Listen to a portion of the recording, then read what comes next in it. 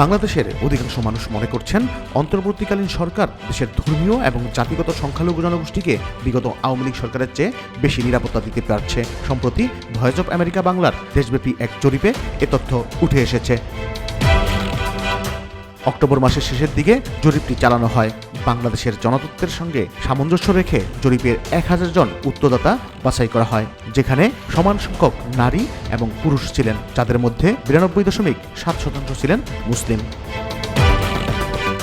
জরিপের ফলাফলে দেখা গেছে 64.1% উত্তরদাতা মনে করেন আওয়ামী লীগ সরকারের আমলের তুলনায় অন্তর্বর্তী সরকারের ধর্মীয় এবং জাতিগত সংখ্যালঘু জনগোষ্ঠীকে বেশি নিরাপত্তা দিচ্ছে।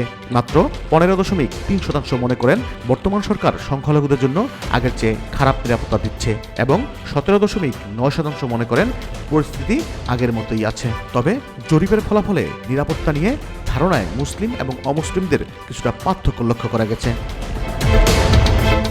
মুসলিম উত্তরদাতাদের মধ্যে মাত্র 13.9% মনে করেন বর্তমান পরিস্থিতি আগের চেয়ে খারাপ, কিন্তু ধর্মীয় সংখ্যালঘু উত্তরদাতাদের 33.9% মনে করেন তাদের নিরাপত্তার ক্ষেত্রে অন্তর্বর্তী সরকার বিগত আওয়ামী লীগ সরকারের চেয়ে খারাপ করছে।